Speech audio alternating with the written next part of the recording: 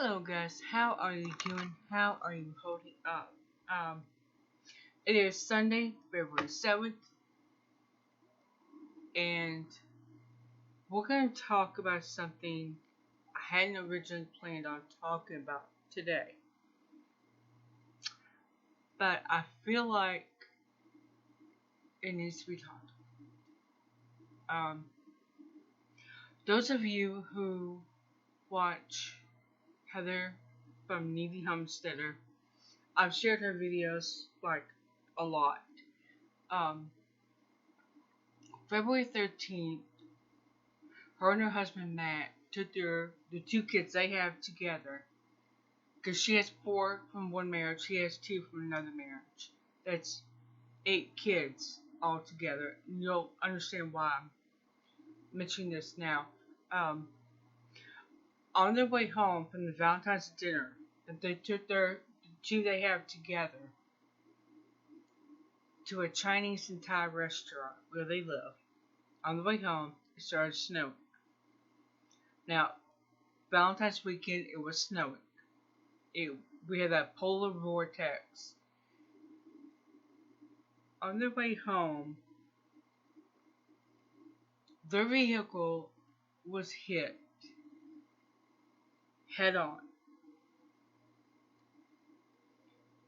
by a drunk driver. It killed Matt instantly. Heather and Mena were knocked unconscious. Mason, however, he's 8 years old, witnessed the whole horrific event. From impact to his father dying, into seeing the person who just killed his father get out of the vehicle and walk around, barely injured. This 8-year-old little boy is going to have to live with that for the rest of his life. The person that hit him, his blood alcohol level was 0.354. That's very close to alcohol poisoning. That is past what any normal person could handle.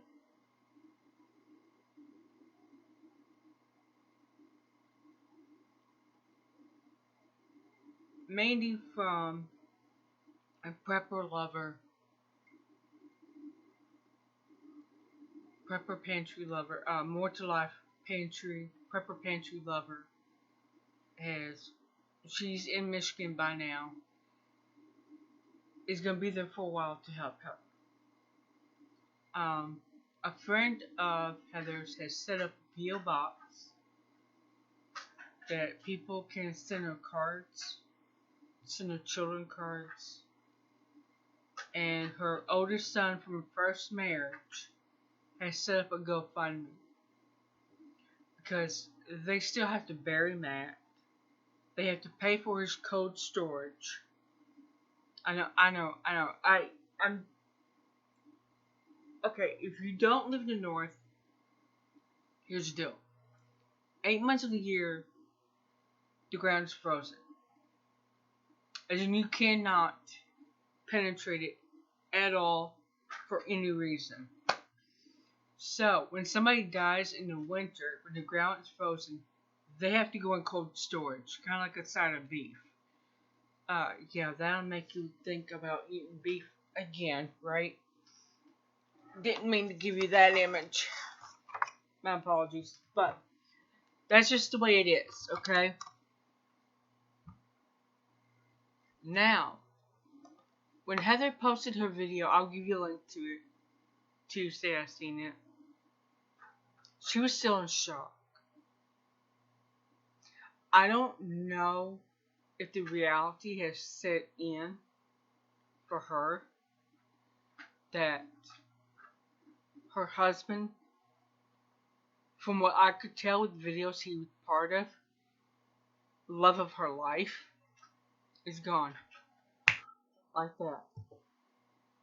Because somebody decided that they were going to overserve this person. This person decided they were going to drink until they were completely hammered. I mean, beyond hammered. They were shit-faced. I mean, totally. And then this person decided they were going to drink and drive. Nobody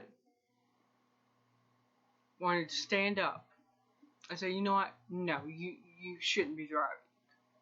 Nobody wants to be the uncool person and speak up.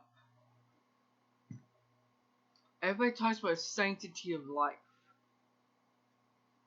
Well, how is there a sanctity of life when there's abortion talk, but when you're going to get behind the wheel of a car and you are completely shit-faced, there's no sanctity of life, ever. I can't quite do the mental gymnastics for that to make sense.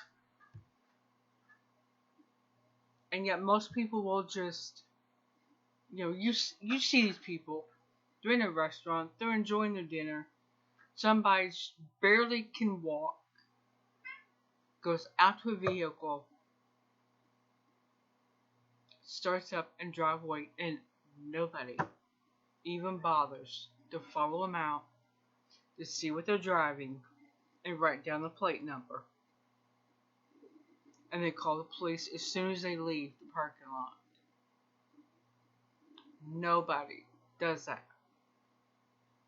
Because they don't have the courage. If one person, just one person, had had the courage on 13th February to tell this person, you're not going to drive and drink. No. If one person had the courage, Matt would still be here. Mason would not have the image of his father being killed right in front of his face for the rest of his life. All it would have taken was one person to say no.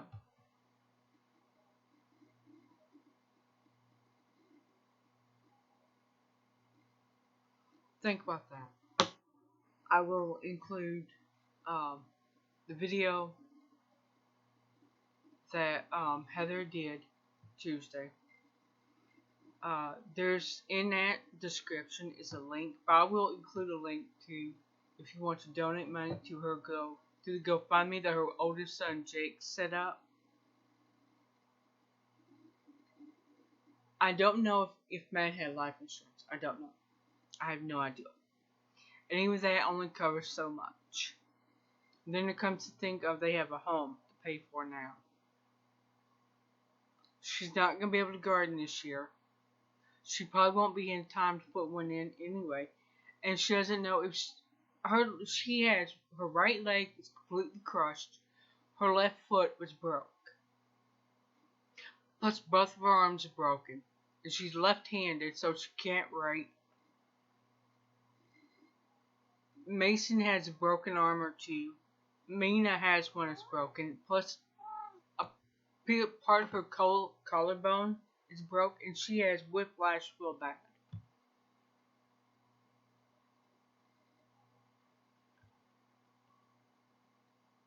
What is it gonna take? What's it gonna take? That's what I want to know. What is it gonna take for people to finally get a backbone, have some courage? When you see somebody you know is going to drive and they've been drinking way too much, when are people going to start saying no? And be the uncool friend that quite possibly saves a life. I used to one of the biggest fights Antonio's dad and I had was about him drinking and driving. He used to drink and drive. I would fight with him. I would tell him no. I even learned to drive his Kia. That was stick shift. So I could take, if he had a friend that was there drinking with him, I could take him home.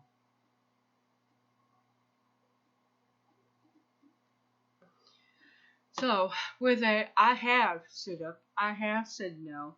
I have intervened. When are you going to start intervening and stopping people from drinking and driving?